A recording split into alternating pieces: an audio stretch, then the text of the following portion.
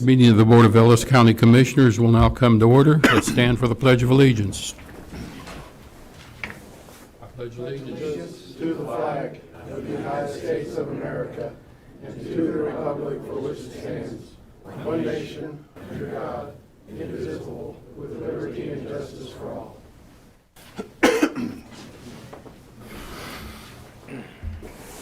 Bobby, if you could call the roll.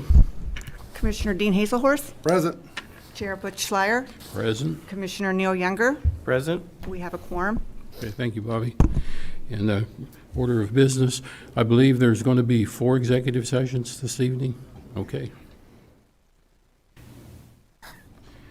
Prior minutes, January 3rd. Commissioners have a chance to review those. All look good. Yep, like always, perfect. Minutes stand as submitted. Is there a motion for the consent agenda? I'll make a motion to approve the consent agenda items A through G. I'll second that. We have a motion and a second. All in favor say aye. Aye. Motion passes 3-0. Issues from persons not on the order of business. Chairman, I'd like to have a couple minutes, please. You bet, Commissioner. Good evening, everyone. Chairman, thank you for the floor this evening. This day, with much sadness, but also a lot of joy, I do apologize for not being here last Monday, but illness wouldn't allow it, as you guys know. And as you know from my past conversations, my family was a successful bidders on the Votech house here in Hayes. And as time ran out, we were unable to place the house on our property we presently own on 280th Avenue. So our next location was where I grew up, the family farm. Knowing the day would come, I could no longer serve as Ellis County Commissioner. Our property sits in Russell County by 24 feet. I guess that's the same as 6 inches. Our house in Hayes sold very quickly, and we were scrambling to get moved and settled in so we could enjoy Christmas 2021 at our new house with our family. Thanks to my wife, she was successful in doing so. That being said, I'm officially resigning tonight as Ellis County Commissioner. It has been an honor to serve you the past 12 years. First, I'd like to address my fellow commissioners. Butch, I always admired your ability to get to the point as health director. We didn't always see eye to eye, but we always worked it out. As chair, you run a great meeting and are always willing to listen. Neil, I admire your dedication and hard work. You're always willing to get the job done and see that project to the end. Great job on the UTV project. County Administrator, Darren Meyer. When you were hired on as fire chief, I had questions and I knew this wasn't going to work. Sorry. You proved me wrong. What a job well done. You have taken our volunteer fire department to new levels. I am so proud of what you have done. Now the next level, County Administrator. After many discussions, you finally said yes to the position.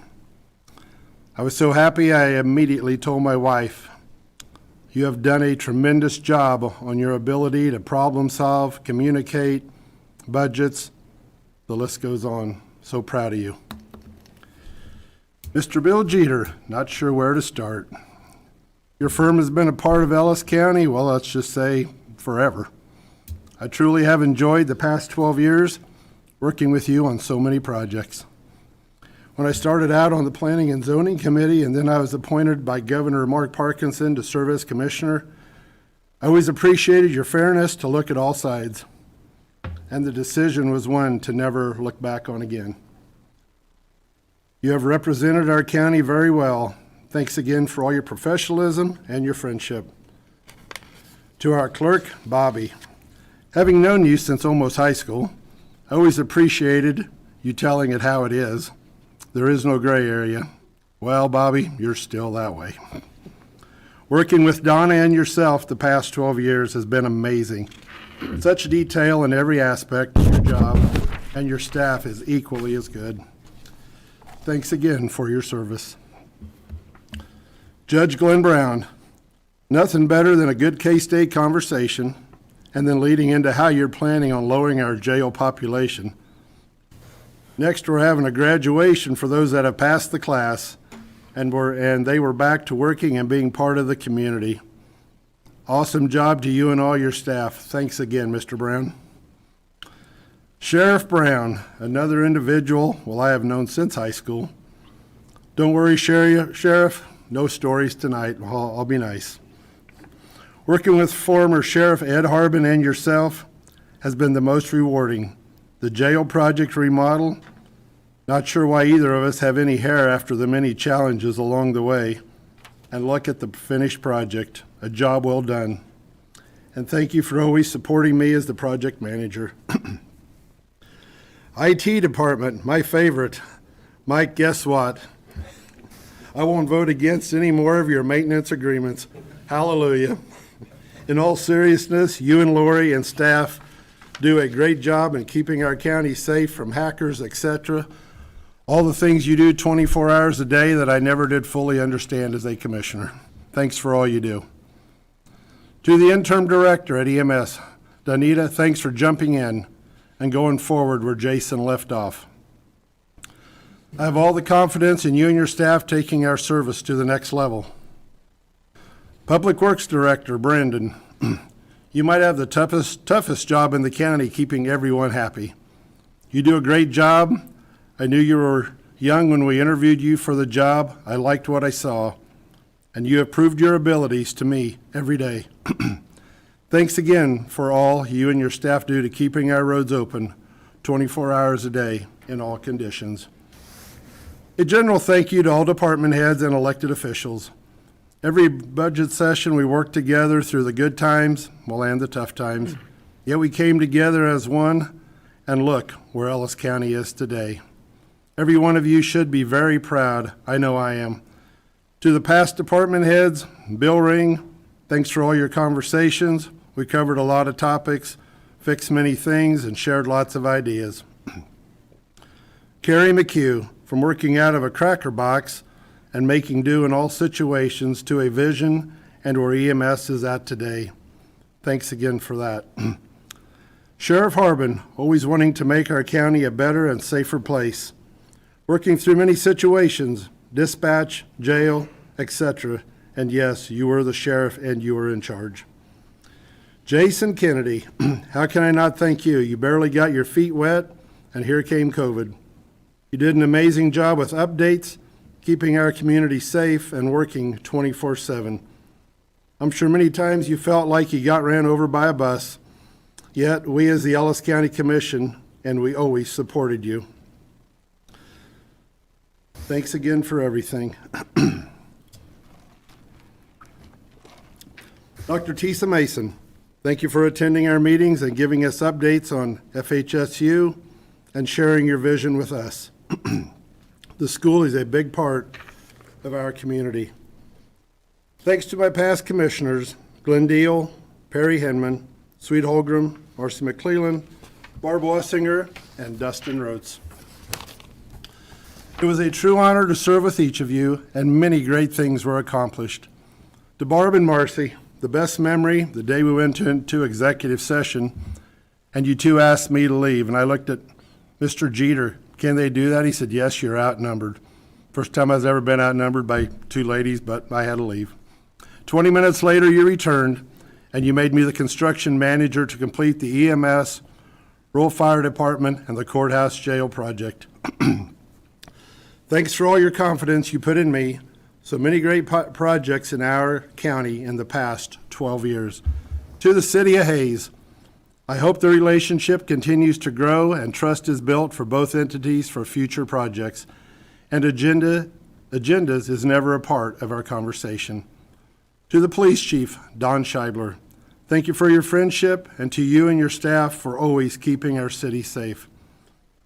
I would also like to thank everyone that voted to re-elect me 3 times. And for the hundreds of phone calls every year, I truly have enjoyed serving you. To my children, thank you for your support, the understanding of having to leave a game early or not getting there until halftime because of a meeting. Last, to my wife, Julie, I can't thank you enough for your support. You have always been there through many things and all meetings, and always understood when we go into executive sessions, that conversation stays there until it becomes public. Last but not least, I would like to thank the Hayes Daily News, Ace Post, Jonathan, for being here most recently, getting our meetings live streamed. This feature has been a great service so the public can be part of what is happening in our county. Looking forward, Cathedral Avenue in Victoria and the Northwest Corridor Project, bypass around Hayes. Good luck on all of them. I have to come back for a ribbon cutting. I may have to come back for a ribbon cutting, fellow commissioners. Butch and Neil, what a bright future lies ahead. Finishing bridge projects, Cathedral Avenue, and the Northwest Corridor Project. And always remember, you represent the whole county. I'm not going far, only a phone call away. I'll always be glad to assist in any way I can. I would also like to thank Troy Waymaster, Barb Wassinger, Ken Rogers, Senator Jerry Moran, Senator Rick Billinger, and Dr. Roger Marshall for their friendship and support. I'm very confident that my replacement will be picked very soon to keep us moving ahead. Thanks again, and God bless you all, and may the good Lord keep you safe and everyone in Ellis County safe. Sincerely, Dean Hazelhorst, former Ellis County Commissioner. Commissioner, thank you. Thank you. Thank you. Pat?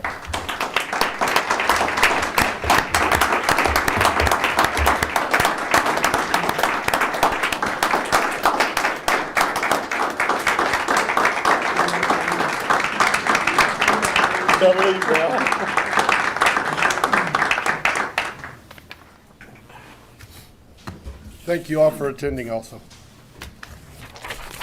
Butch, thanks for your time and your friendship. As always, appreciate it. And Bobby, you know, I can't leave you out, buddy. Thank you. You're the best. You're the best. Thank you. Okay.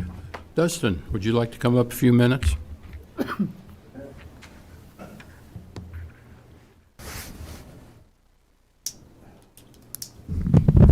Thank you, Commissioners. Dustin Rhodes, Ellis County Republican Chair. I'm here to talk about the last things that Dean talked about, and that is his replacement.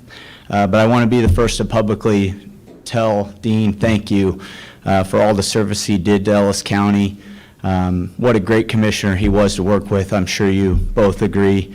It's sad to see him go, but unlike when he was appointed, and I feel like appointments are one of my favorite ways to pick Ellis County Commissioners, because that's how I became one. The county party will now start the process to find a replacement for Dean. Our goal will be to get this done in swift fashion, so if there are any classes similar to what you all did when you became commissioners, that our new commissioner can be a part of those, to learn the duties of a commissioner and not be too far behind the 8-ball. In discussing things with Bobby this morning, after Dean had let me know that this was happening tonight, we believe that how this will work is a person will be appointed by our party. They will be voted on by the precinct people in Dean's district, and only those people. And as soon as that person is in office, they must then run for re-election in the next general session. So if they want to stay on and serve another 2-year term, they'll have to do that, and then they will get that district back on the regular terms. That being said, this is my open invitation to anybody who is interested in that position to reach out to me. You can reach out to me via my business email. That's the best one to get me at, diamondrjewelry@gmail.com.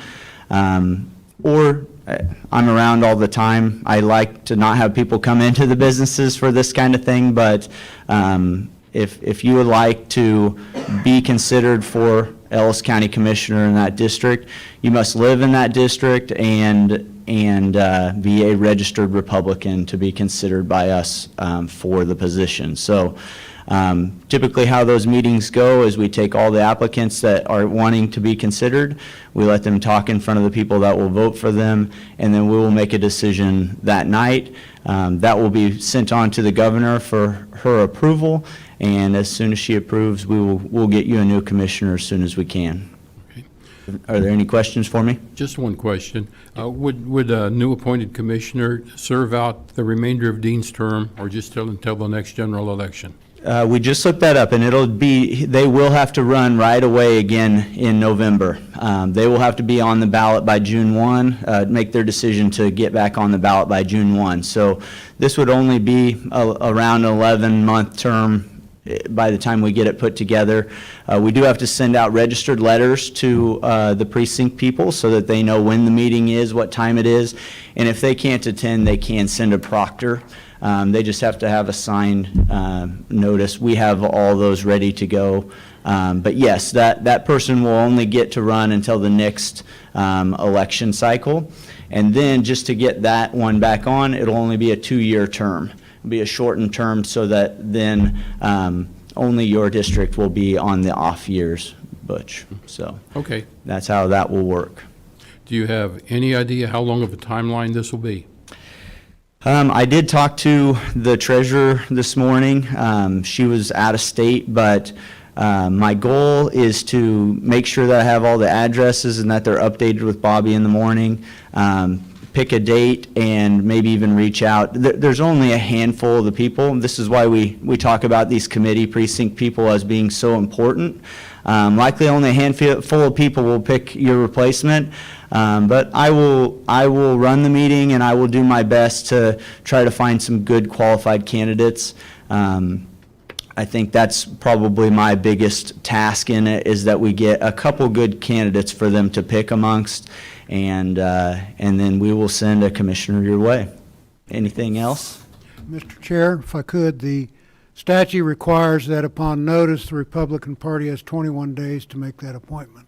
Okay. And then once the appointment's made and a registered letter is delivered to the governor on who that person is, the governor has 7 days to make that appointment. Okay. And if the governor doesn't, then the person who's appointed automatically qualifies.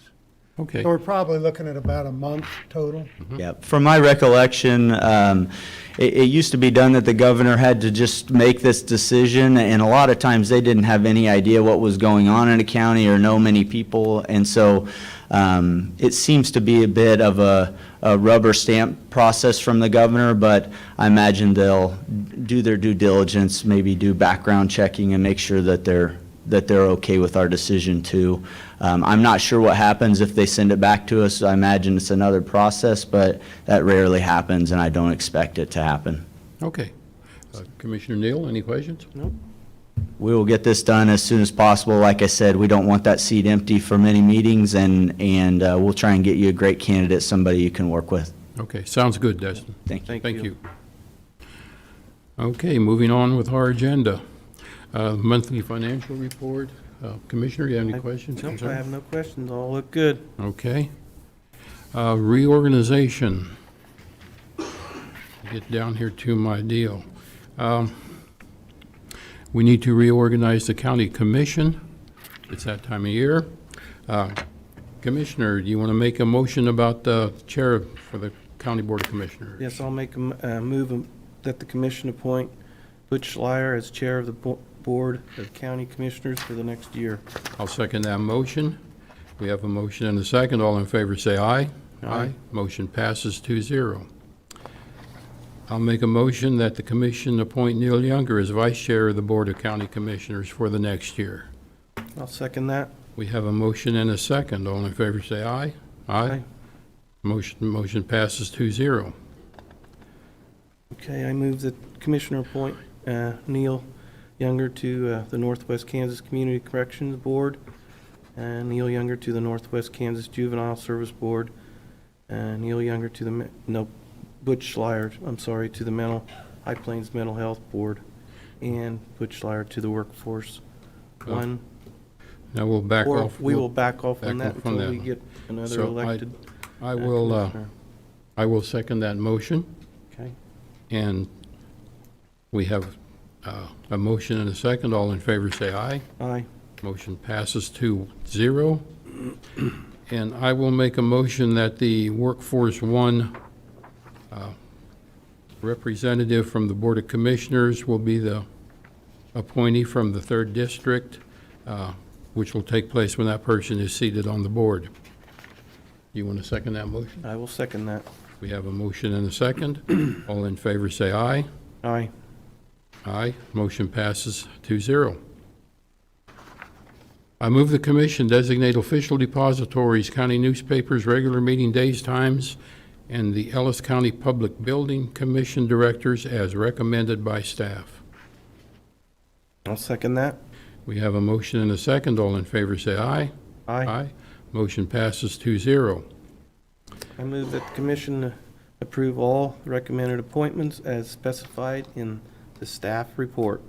I'll second that motion. We have a motion and a second. All in favor say aye. Aye. Motion passes 2-0. I think that's all we need to do, isn't it, Darren? Okay. Down here. Okay, the next item on the agenda is the Treasury updates and changes. Vern.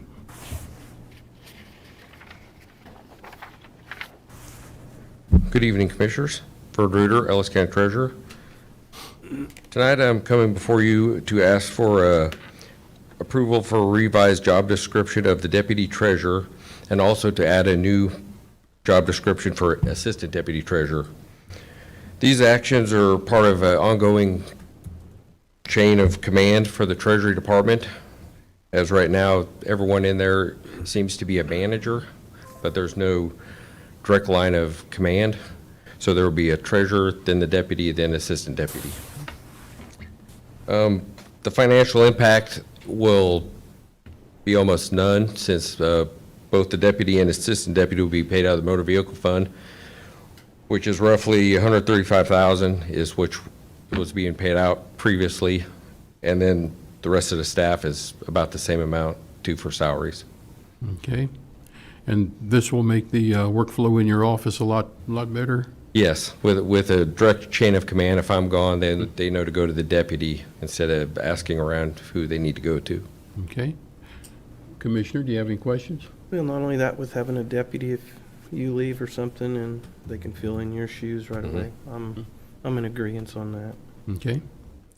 Okay, I'll make a motion to approve the revised job descriptions for the Deputy Treasurer and add the job description of Assistant Deputy Treasurer to the classification plan effective January 23rd, 2022. I'll second that. We have a motion and a second. All in favor say aye. Aye. Motion passes 2-0. Thank you. I would also like to give you a quick Treasury update.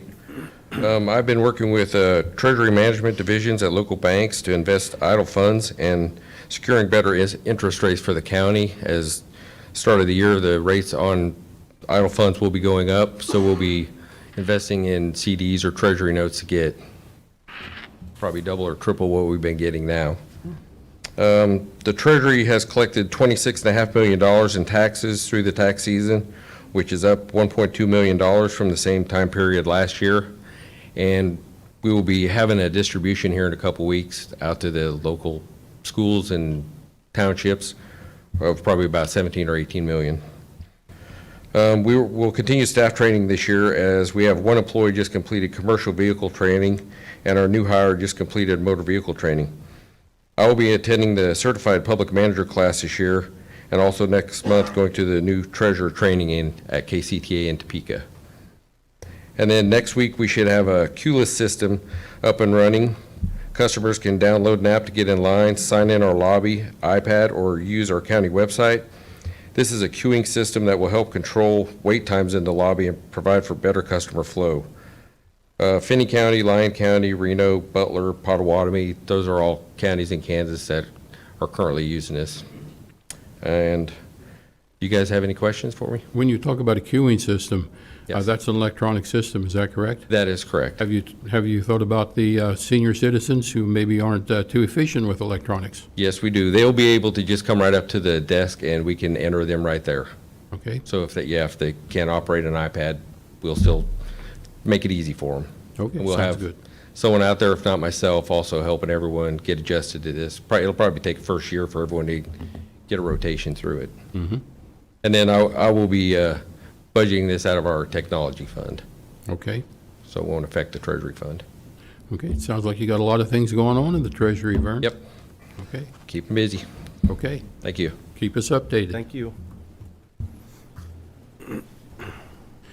Okay, the next agenda item is a County Commission Board Members Petition for 5 seats. Robert? Thank you, Commissioners. Robert Riedel, past president of the Hayes Board of Realtors. Thank you for getting us on the agenda tonight. We do appreciate your time and consideration here. I have some prepared remarks, but given recent developments, some of these may already be oddly outdated. But we're here today because the Hayes Board of Realtors has observed what we believe are organizational shortcomings that have led to unpredictable outcomes at times and less than ideal mechanisms for decision-making at times. We want to be clear, we're not taking issue with any of the decisions made or the conduct of you as commissioners. We recognize your role is a difficult one, and oftentimes it's a very thankless job. So we'd also like to take this opportunity to thank you for your service on the County Commission. But the Hayes Board of Realtors has taken the position that the citizens of Ellis County would be better served with 5 commissioners on the County Commission instead of 3. We've been preparing to circulate a petition to place the question on the next general ballot. However, Reno County just made the very same change to their commission. They did so by passing a resolution of the County Commission to place the question on the ballot. So that's what we're requesting of you here today, primarily due to 2 reasons. 1, the constraints imposed by the Kansas Open Meetings Act, and 2, the situation created when one of the commissioners is either absent or has recused themselves or resigned. In the instance of a commissioner being absent or recusing themselves, there have been instances in the past, and it's fair to assume, obviously, that it'll happen again. It puts us in a situation where an action is decided by 2 commissioners due to one of the commissioners being absent. Oftentimes, it's a non-issue, as the remaining 2 commissioners vote unanimously. However, there have been situations where a split vote effectively stops a proposition when there are only 2 commissioners voting. This situation can be summarily described as a single person having veto power on an issue brought to a vote. We view this as less than ideal for the citizens of Ellis County and believe this issue can be easily resolved by expanding the commission to 5 seats. We also want to discuss the freedom you as commissioners would be granted by expanding the commission to 5 seats. When there are only 3 seats, the Kansas Open Meetings Act prohibits commissioners from discussing matters one-on-one outside of an open meeting. While the essence of the Kansas Open Meetings Act is clear, we believe this inhibits commissioners from being able to hear opposing viewpoints, which results in less informed decisions. Good decisions are made with consideration of other viewpoints, and sometimes those viewpoints come from other commissioners. By expanding the commission to 5 seats, you'd be able to contact one another on a one-on-one basis to gain insight from your fellow commissioners. This should lead to more predictable outcomes at the commission meetings. We recognize there are other considerations when expanding the commission to 5 seats, and we have full faith that you as commissioners are able to work through those considerations. So we respectfully request that you pass a resolution to place the question of expanding the commission to 5 seats on the November 8th general election ballot. Okay. Commissioner, do you want to have a comment? As far as somebody being absent, there's always time for other meetings. At this point, I'm not in favor of it. Mr. Riedel, I'm opposed to this on many levels. More predictable outcomes. I don't know that we need more predictable outcomes. What we need is true and honest discussion amongst the Board of Commissioners, and the outcome that's there is that's there, even in a contentious issue. I have come into just the last, end of summer, first of fall, we had a contentious issue here. I did not know the outcome of that meeting until we sat down and discussed it. It's the way it should be. Several years ago, before I was installed on the board, I had a meeting with past Administrator Philip Smith Haynes. And at that time, there was talk about a 5-member commission. And Phil was an administrator who knew his stuff, he knew it well, he'd been around. And I asked Phil what his thoughts were on that. And Phil said with his experience, he has found anytime you have a 5-member commission, what ultimately develops, the very least you can expect, is a 3-2 coalition. It's going to happen. And he said when you have a 3-2 coalition, the only thing anyone has to do is just peel off 3 members and they can get their agenda passed. And I've been observant. Our Hay City Commission has a 3-2 coalition. It's obvious. Should be obvious to everyone who's looking. It happens. It's easy. I had a meeting not too long ago with a developer, and he said this is going to be coming up. And I told the developer, just as I'll tell you, it's not very transparent to the public at large when business is conducted under the table. But I said it makes your job easier to lobby for an issue you want. And that's where I stand on that issue. If we want true transparency, we can't get commissioners talking off the record. We can't have agencies talking off the record, trying to have a formal meeting just to approve an issue that has already been decided. In addition, and I know that sort of thing will happen. I've seen it happen.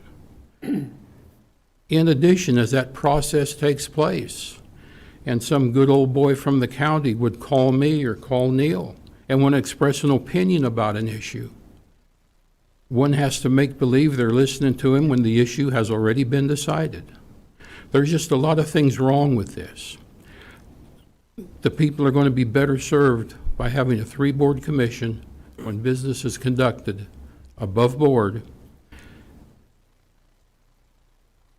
You still have the opportunity to lobby each commissioner individually. The public has the opportunity to call and email us, and they do.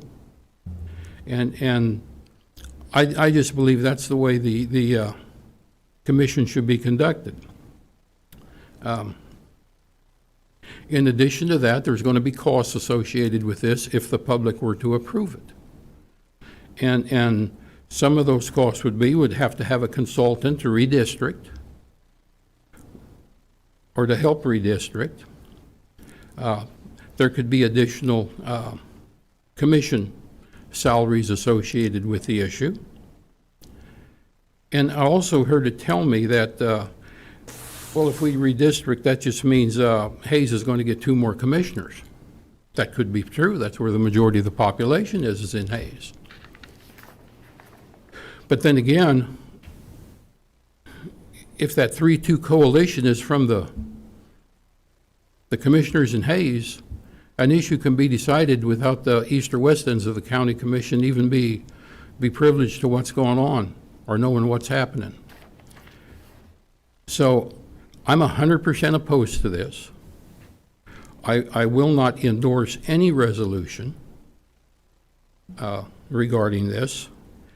If you want it on the ballot, I would suggest you get your petition, and we'll see how it goes from there. But please, as you educate the public, tell them this is not in their best interest. There's certainly pros and cons. There are pros and cons, and there's 2 sides to that argument. There's a lot of cons. Yep. But we were hoping that we'd have a commission that would be... I know how the system works, and there's always people with a coat and a tie that think they know more than just a good old boy who might be a commissioner, and they try to influence, and that's just the name of the game. That's why we look at things like this. It's to influence and have that predictable outcome. And I'll guarantee you would want the predictable outcome to be on the issue on your side, not on the other side. And so that's the way it's always lobbied. So I don't believe the Board of Commissioners will ever pass a resolution as long as myself and Neil sit on the board. So I would suggest you get your petition. Very well.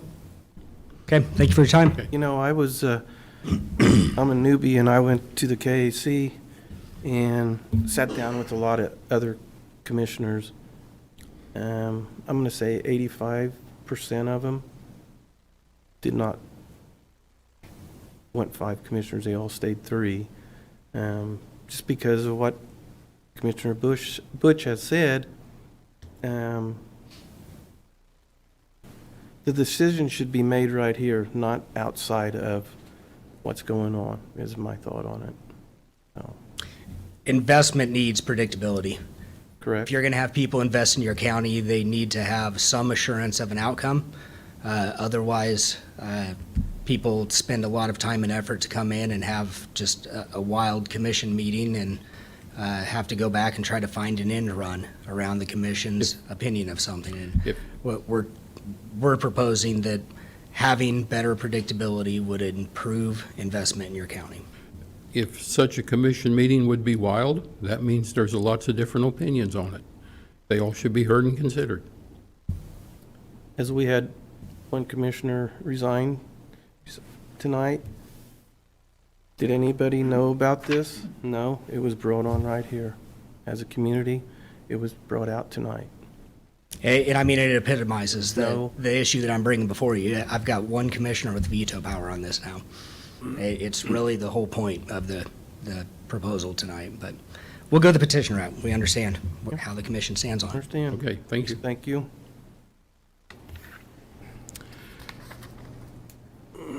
Okay, moving on, the December 15th, 17th wind and fire disaster update. Lyle? Good evening, Commissioners. Lyle Panel, Ellis County Emergency Manager, Assistant Fire Chief. For those of you not in the know, December 15th, we had a wildfire and wind event. The wildfire occurring during the wind event created for some disastrous outcomes.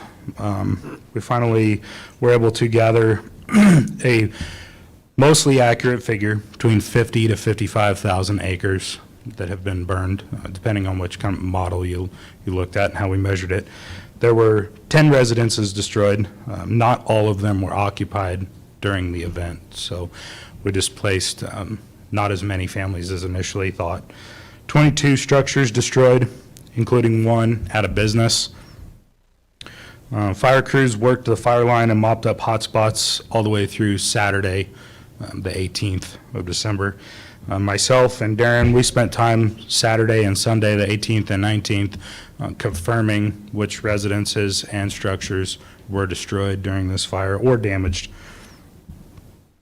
As a result of that, the KLA, the Kansas Livestock Association, sponsored a meeting in Natoma, Kansas, which myself and former Commissioner Hazelhorst attended. On my behalf, it was more of an information gathering as to what routes were available to farmers and ranchers for gathering some more assistance. On the other hand, it was probably very informative for those new ranchers, or at least a good refresher for them to remember how they can go about getting assistance. There are relief funds available through the Paradise United Methodist Church. Applications are available if you contact them.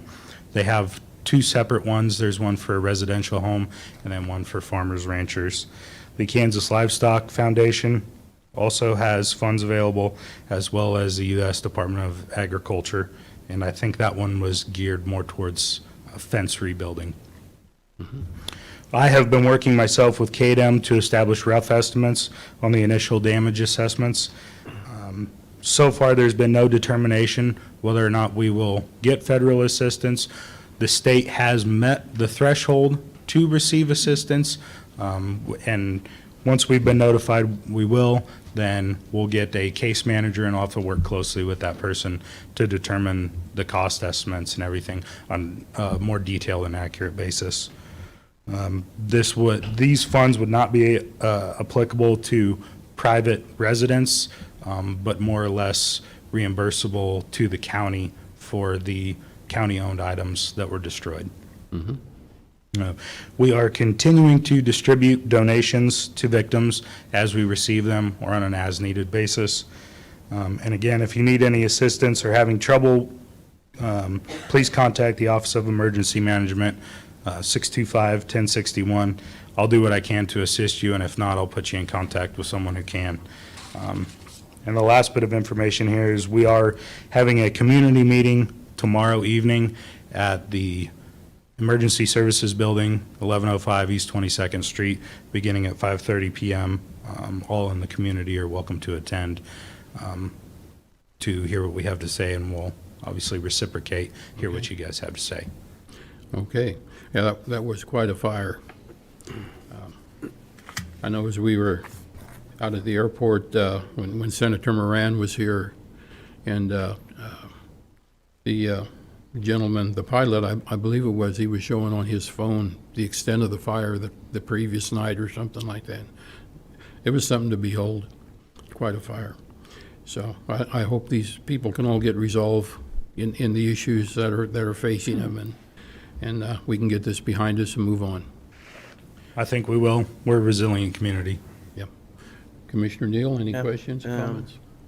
Again, I'm gonna sound like a broken record, but thank you and Darren both for, you've done a lot of training on our guys, and you're still doing training, and all our volunteers that they could have left their house and not come back. Very much appreciated how our community kicked in and helped. So thank you guys and all of our volunteers and anybody that helped. Okay, thank you, Lyle. Thank you. Thank you. Okay, our next agenda item is the Health Department, a dietitian contract. Good evening, Commissioners. Kim Reel, Interim Director of the Ellis County Health Department. I have some annual contracts tonight that need to be reviewed and approved. The first one is going to be for the WIC dietitian contract for Kay Riedel. If you don't know, she has been with us for well over 10 years at this point, maybe closer to 15 years. She currently assists pregnant, postpartum, and breastfeeding women, as well as children up to the age of 5 with breastfeeding support, healthy eating information, and referrals to health care. During COVID, she will have the opportunity to meet with clients using a HIPAA-approved platform by the state. She currently comes to our office once a month, no more than 5 hours at this point. There is no financial impact at this point because it's going to be reimbursed through the WIC grant funding. Are there any questions? No, I have no questions. I think just for Commissioner Neal, WIC does mandate that we do have a registered dietitian Yes. as part of the WIC program. So, and they are not easy to come by. No, they are So not. we want to keep Kay happy. Yes. What a great service to have. Yep. I'll make a motion. I move to approve the 2022 WIC dietitian contract for Kay Riedel. I'll second that motion. We have a motion and a second. All in favor say aye. Aye. Motion passes 2-0. Okay. And the second, and actually now third contract, as I got clarification from the state today, is the updated MOU from KDHE as a COVID testing partner here in Ellis County. Mr. Jeter, did you get a chance to look at that contract did. from late Friday? Okay. And I would approve it from a legal perspective. Okay. So we do need both contracts signed. They did develop two different contracts, one for antigen testing, which is a rapid test. The other one is going to be for a PCR test, which we do have to send off to the state for further analysis. Just some background. We began COVID testing in September of 2021. Since then, we've been able to test 569 residents for free. So far in 2022, we have completed 87 COVID tests. According to my understanding, we're currently the only free COVID testing available. We do provide rapid and PCR. As far as the financial impact goes, this contract provides revenue from KDHE in the amount of $30 per test that we get reimbursed for. That will be for both PCR and antigen testing going forward in 2022. This could potentially lead to a projected revenue increase of roughly $60,000 for 2022. Okay. When you talk about testing, do people have to make an appointment for that, or can they just show up and say they need a test? We really appreciate when they make an appointment. They would go to ellisco.net Okay. and sign up through the yellow COVID testing tab. And can you test anyone who makes an appointment? Yes, we can. Okay. I talked with you a little bit earlier, and you were trying to come up with some logistics so that to lessen an infection risk for employees. Have you decided on just what you're going to do, how you're going to do the testing? We currently, the person that is doing the testing does wear full PPE when they do the test. They only go in and out of one door coming in and out of our facility. We don't allow anybody to come into our facility. They are asked to park on the south side of the building, so we reduce that infectious potential coming into the health department. Oh, okay. Sounds like a good plan. Yes. Yeah. Okay. Commissioner, any questions? So I'm going to ask about if somebody, an elderly person, what happens if they would like to come in and they're not computer savvy?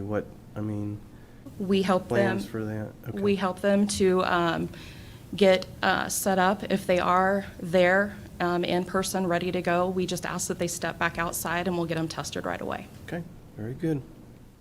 Okay. Commissioner, I move to approve the MOU from KDHE for COVID testing to continue for Ellis County residents, free of charge. I'll second that. We have a motion and a second. All in favor, say aye. Aye. Motion passes 2-0. Do you have those contracts for me to sign right now? If you bring them up here, I'll sign them for you, Kim.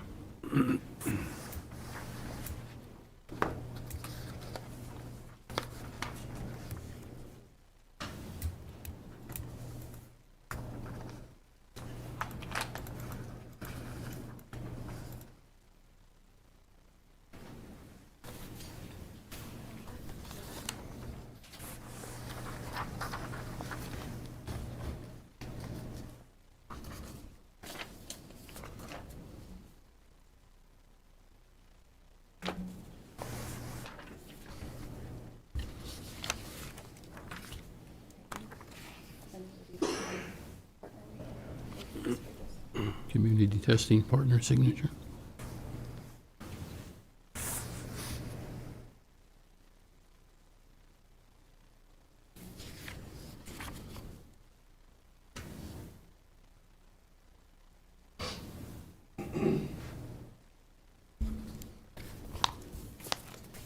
There you go.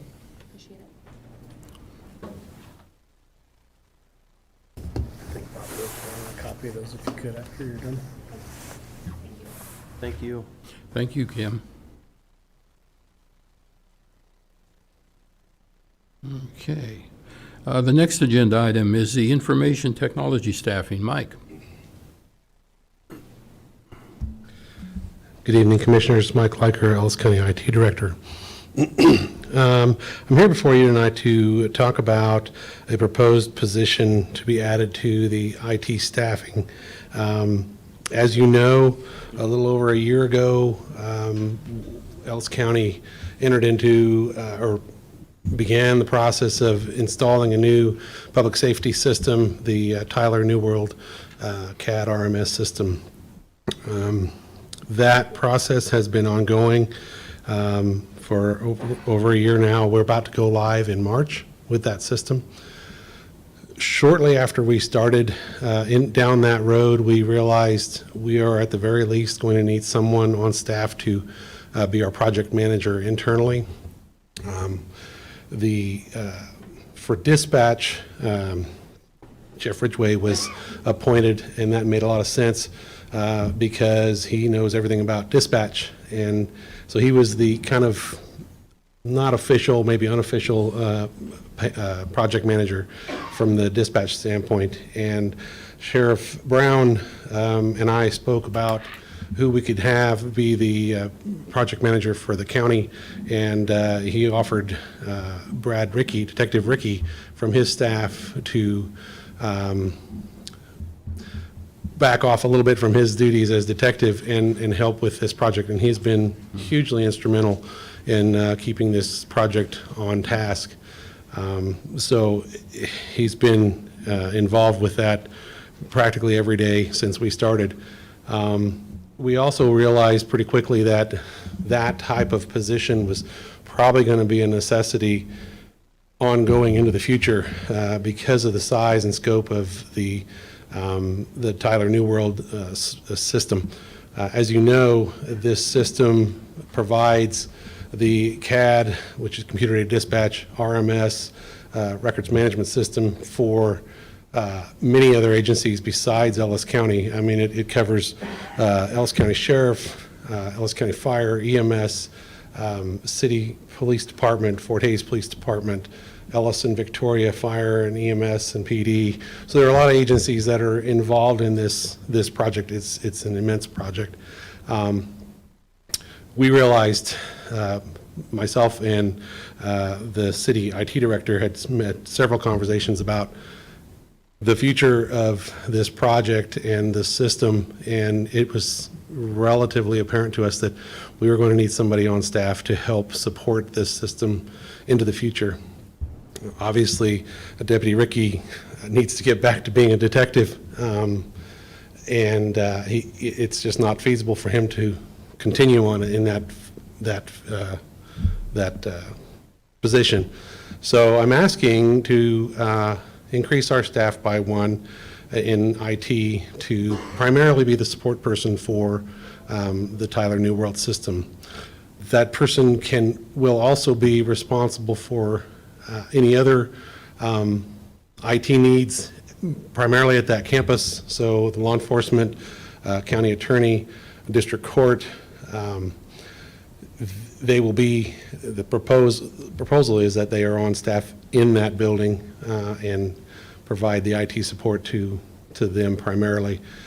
We have lots of projects coming up with the ARPA funds. We are immensely busy. I don't know if you've ever had to call any of my staff, but while they're standing next to you, their phone is usually ringing. So it is my request to add the IT support technician position to our staff. That job title is already on the books. It's just not filled right now. As far as the financial impact for the 2022 estimated salary and benefits would be $75,241. The proposal is that for 2022, those funds be paid for out of ARPA funding under the lost revenue category. And then in 2023, we would budget for that position as a permanent position. Okay. Do you have any questions for me? Just a refresher, Mike, when we purchased this software, we purchased this with virus money, I believe. Is that correct? With the CARES funding, yes. Yeah, with CARES funding? Yes. And it was very expensive software. Yes, that is correct. Do you recall how much that cost? 1.5 million, somewhere in that range. So very expensive software. It is obvious that your staff cannot be everywhere. So, you know, we do have to very much give this position consideration. Commissioner Neal, what's your thoughts? I see it if you don't get backup and people happen to get sick or take vacation, don't burn out our employees and have a little bit of break for them. That way everybody can halfway sit comfortable when they do their job. I'm definitely for that because everything is getting more computerized every day, and Okay. I'm definitely for that. Thank you. I rambled on so much, I forgot about the sheriff. I don't know if Sheriff Brown wanted to make any comments or not, or if you had any questions for him. He and I have been working closely together on this to figure out the needs here. I don't know if you had any questions for him or if he had a comment. I did visit with the sheriff just not too long ago, and he explained the need for his detective that is going to have to come back to work, and he did explain that desperately they needed someone in this role. Okay. So, and then I guess, too, they'll be working with the court system up there with their software. Yes, that's correct. The district court is also moving to a Tyler product in the near future here within the next 3 to 6 months as part of that. So, yeah.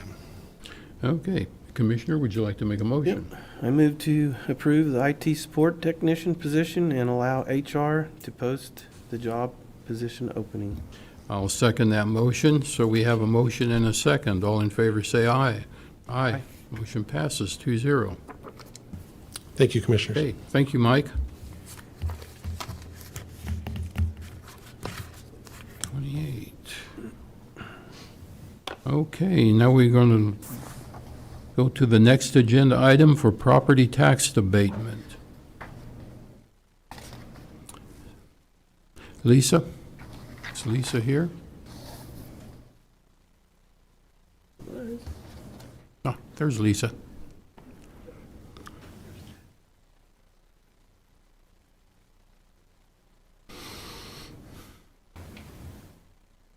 Good evening, Lisa Ree, County Appraiser. I wasn't expecting to come up this evening, so. I believe you have a resolution in front of you for a property tax relief application from one of the Glazes, one of the families that lost their home during the fire on December 15th. As per the, shown on the resolution,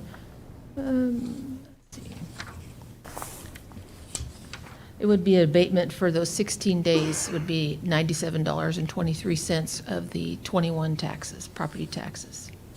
Okay. Do you have any questions? Any questions, Neil? No. Okay.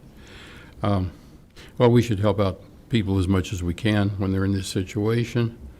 I move to approve Resolution 22-02 for the abatement of property taxes due to a fire at the Glaze Homestead per KSA 79-1613. And I'll second that. We have a motion and a second. All in favor, say aye. Aye. Motion passes 2-0. Thank you, Lisa. Thank you.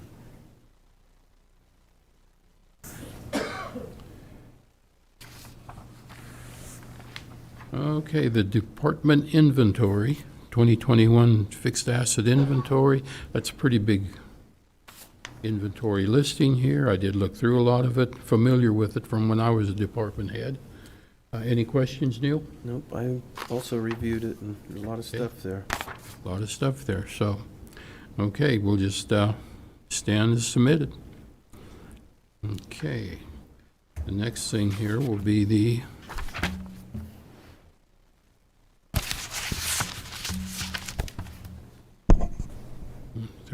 I gotta go down here a long ways for this. Long ways down. Yes.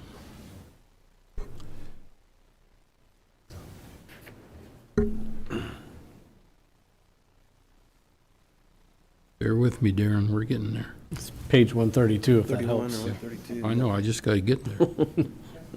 I'm on 74 right now.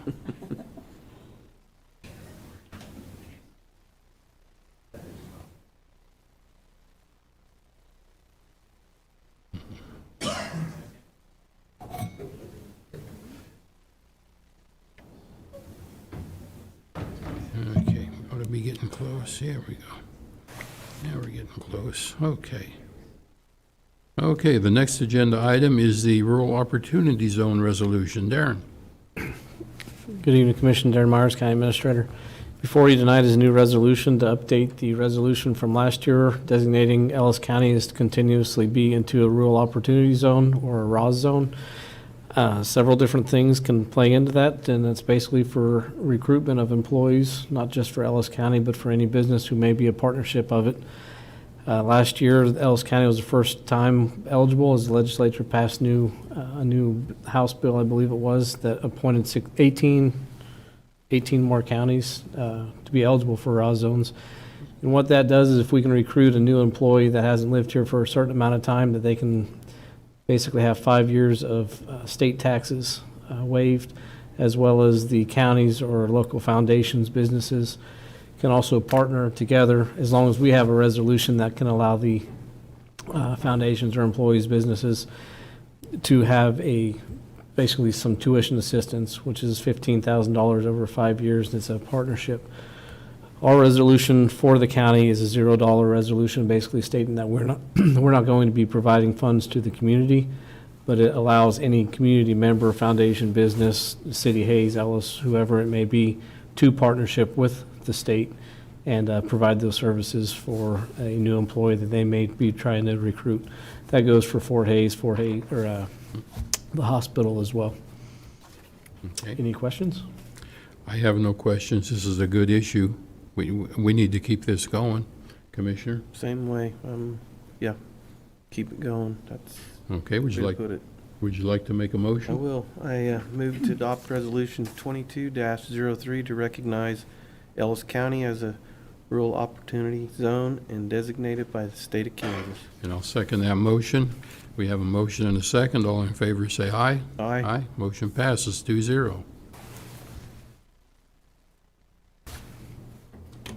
Okay, the burn ban resolution. Darren?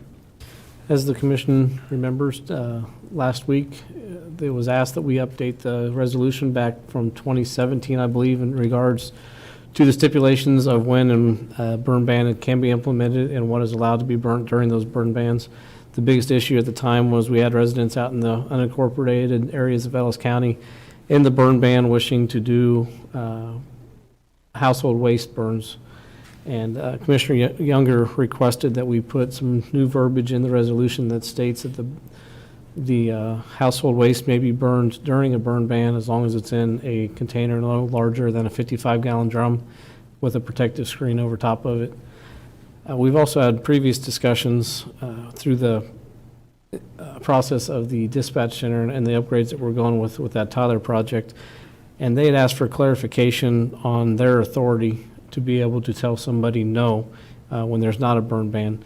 So say, for instance, it's blowing 40 mile an hour out, but it just rained the day before. They do have the authority with this resolution that they can tell somebody no, and then they would be held to penalties and everything if something were to get out of control or cause damage and such. So those two items were added to the resolution for your approval tonight. Stand for any questions. Is there a burn ban in effect right now with the snow we had? We put it in place for about 10 days until after the first year when we got that snow, and then we had enough snow that we were able to lift it.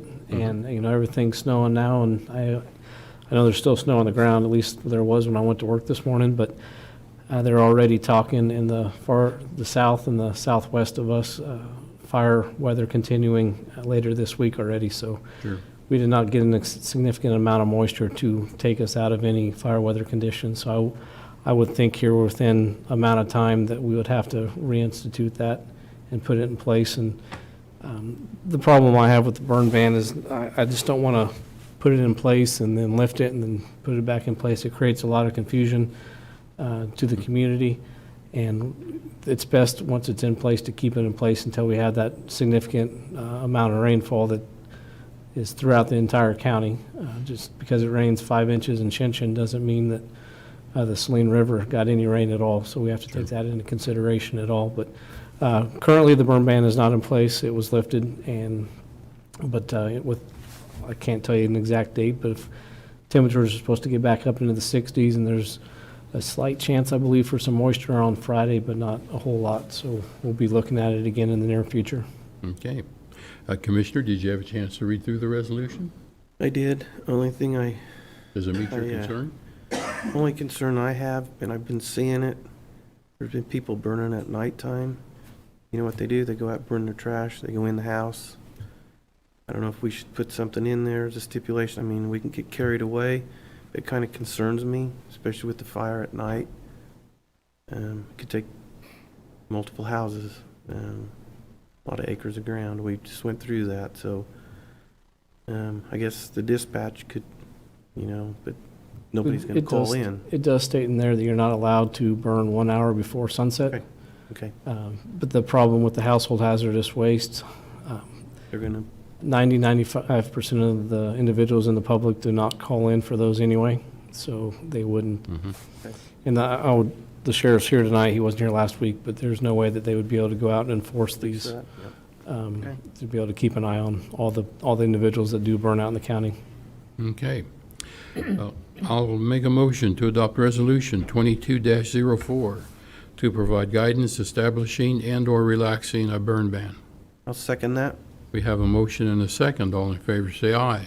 Aye. Aye. Motion passes 2-0. Okay. County Administrator Report. Darren. I do have several items tonight. The first would be, as the Commission is aware, in late 2020, or in December 2021, the Commission approved a purchase order for the sheriff to proceed with a lease program to replace their body cameras and the cameras in their vehicles. After further review of that contract and the way we had the PO established to pay for that, and we also spoke with the auditor as well. We're not wishing to cancel the contract, cancel the PO. We're just wishing to reallocate the funds. The first year of the lease per the PO, when we wrote it, was to come out of the general fund, and we're just wishing to transfer that to the first year payment coming out of Fund 16 to pay for that first year as well as the subsequent years with the lease.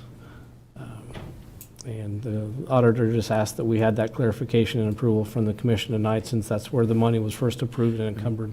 As long as there's money in Fund 16, I think it's okay to do that. Yeah. Yeah. Stewart. We will get that corrected. The second thing I want to let you know is today we did release the request for proposal for the heating, ventilation, and air conditioning system here at the admin building. It was listed today, January the 10th, and the responses are due back to us on January the 28th, which is about 3 weeks. Hopefully, by that first meeting in February, the 7th, we'll have the responses back.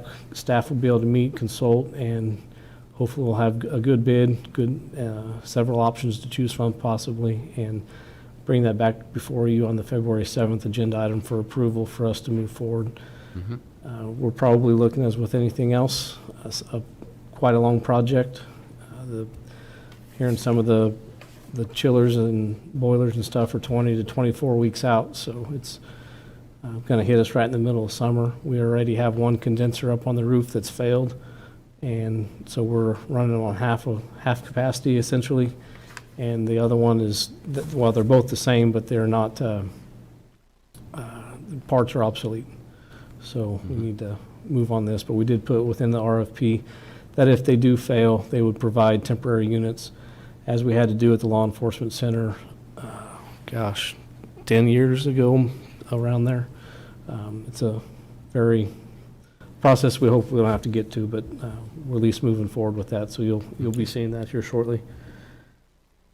Lyle did touch on it, but I just want to remind everybody that we do have the meeting tomorrow night for the response to the wildfires and the wind damages on December the 15th. It'll be tomorrow night, 5:30 in the basement of the Emergency Services Building. And I had 3 questions that I did send out to the commission in regards to attendance. We have the chamber banquet coming up in late January.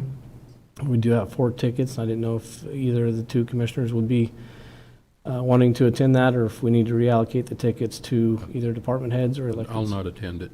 What's that? I'm not going to attend. Not be able to? I was actually invited by ITC, so So he's you go with supposed to him? get me a couple tickets, but I need to email him back, and I'll let you know tomorrow. Okay. And then also at that same date within that email I sent to you that KAC and Kansas Legislative Policy Group is having the annual meeting in Topeka. I'll be attending that, but I didn't know if either of the commissioners wanted to attend that this year. I'm not going to go to that either. Okay. I guess half of me stays here and half goes there. Yeah. I'll Okay. make that decision yet, see, and let So you if you know. can let me know, I'll get hotel rooms. It's so that way we don't end up like we did at KAC and have to stay at a different hotel throughout the 2 days. But and the last thing I had is I'd also sent into a separate email to the commissioners February 14th, having a special session in the afternoon from about 2 to 5 to go over department head evaluations. What day is that on, Darren? That would be the second commission meeting in it's on a Monday, the second commission meeting in February. That's fine with me. It's okay with Neil. I'm good. It is Valentine's Day, Yeah. if that does matter. That doesn't matter to me. We'll get you out before supper to meet Yeah. with your wives. Yeah. Welcome. All right. That's all I had. Okay. County Commissioner reports. Neil? I met with Danita and Darren, got to at least know her. I just heard the name and had a good visit with her and Darren, and I also did go over to Ellis and attend their city meeting again, so some good stuff was brought up over there, and other than that, pretty much it. Okay. And I just want to acknowledge Commissioner Hazelhorse. He was commissioner when I was still a department head, and I always admired his expertise on issues. He was a guy that knew a lot about the county business and just a genuine concern for Ellis County, and I've always appreciated that. Thank you, Commissioner. Yeah, thanks, Dean. And I guess we have executive sessions. I'll make a motion to go into executive session for 10 minutes for land acquisition. And included in that meeting would be the Board of Commissioners, Councilor Jeter, Darren Myers, and Brandon McKay.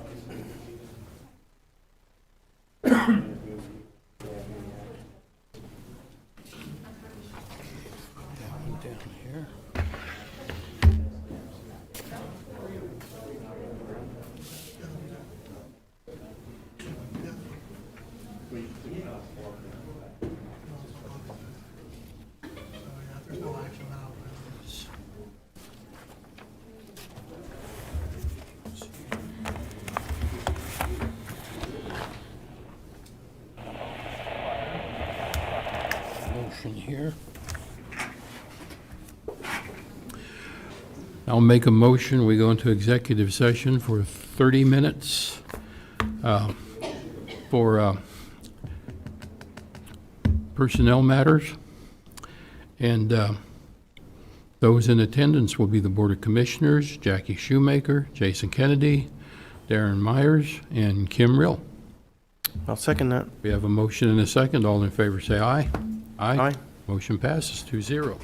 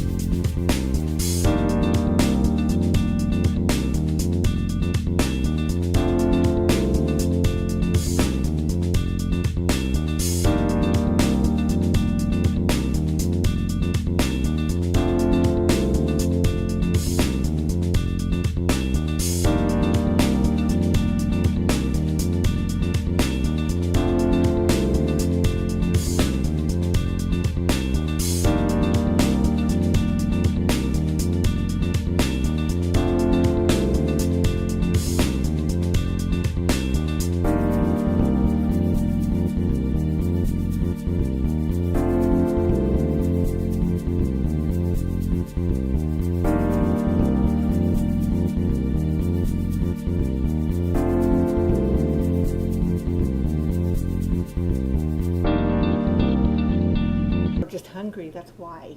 Supposed to order in, and what's... Let me get these straightened out here. Number 3. That's what we want here.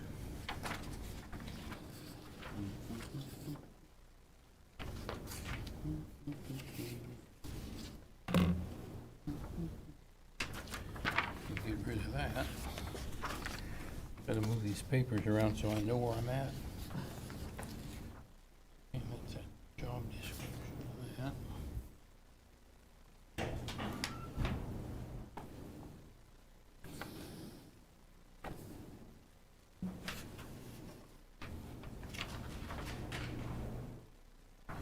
Okay. I'll make a motion to go into executive session for 30 minutes for non-elected employment or personnel matters. And those included would be the Board of Commissioners, Jackie Shoemaker, Jason Kennedy, Darren Myers, and Danita Schroeder. I'll second that. We have a motion and a second. All in favor, say aye. Aye. Aye. Motion passes.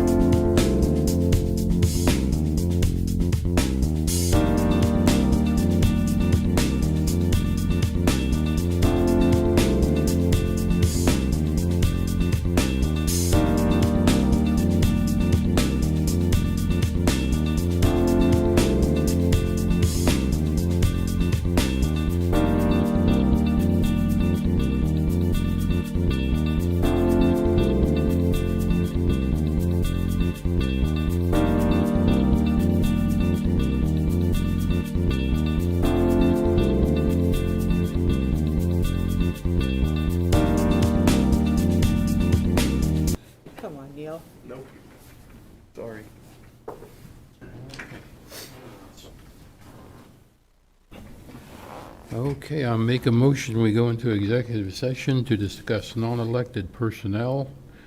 Those included would be the Board of Commissioners, Jackie Shoemaker, Jason Kennedy, and Darren Myers. I'll second that. We have a motion and a second. All in favor, say aye. Aye. Aye. Motion passes.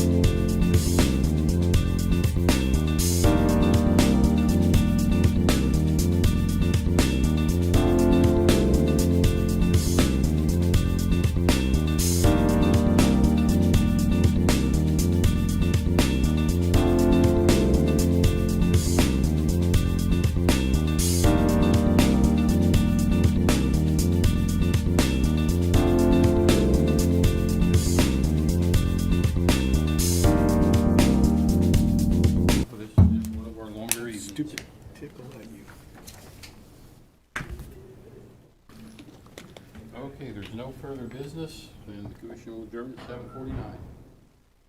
Okay. How does that sound? Sounds like a winner to me. I don't have to work tomorrow, 'cause I got all my work done sitting here. Not in. They've always said Darren, that. I'm not working. Oh, I thought you were coming They've always said the county clerk was a good part-time job. Oh, listen to that.